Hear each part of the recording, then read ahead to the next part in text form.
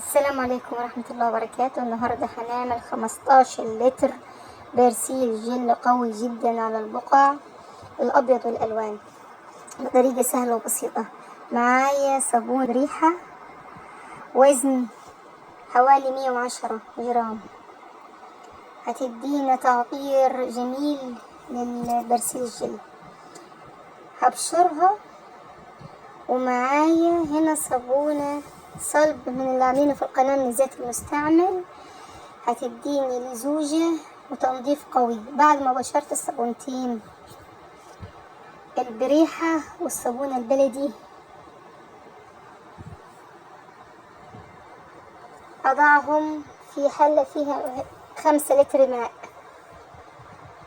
وأضعهم على النار تكون هادئة حتى يذوب الصابون تماما.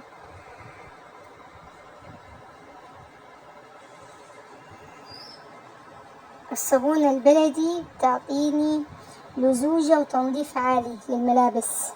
الصابون اللي بريحة تعطيني ريحة قوية جدا ونظافة جميلة. هنا الصابون على النار،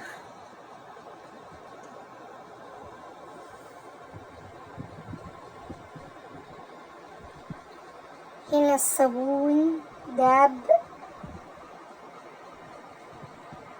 أضع 2 كيس بريكس بودر، وهو الصابون على النار مازال.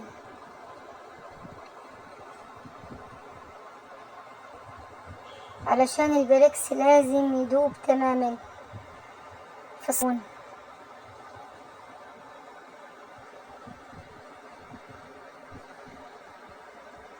أقلبه جيدا. أضع الكيس الثاني من البريكس في الصابون، وتكون النار هادئة حتى لا يفور الصابون، وأقلبه جيدا.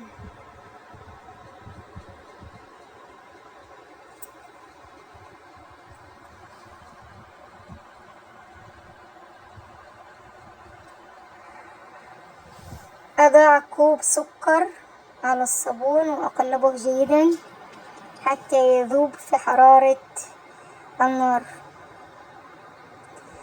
هنا معايا 8 لتر ماء من الحنفية، أضع عليه كوب من الكلوريل الألوان وكوب من الكلور الأبيض،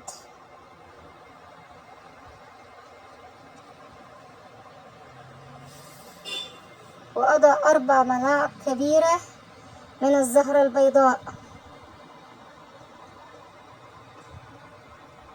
وأقلبهم جيدا حتى تذوب الزهرة البيضاء تماما في الماء والكلور. أضيف كيلو صابون سائل شعبي، الكيلو ب5 جنيه، وأقلبهم جيدا.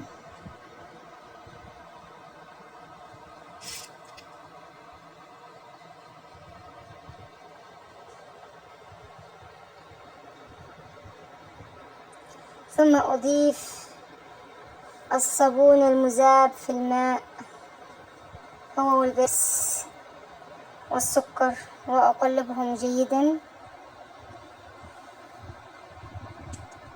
كده احنا 14 لتر برسيل جل.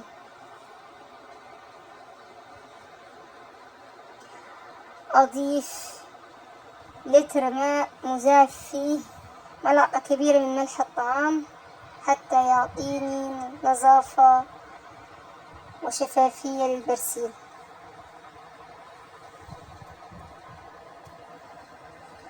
وأقلبهم جيدا.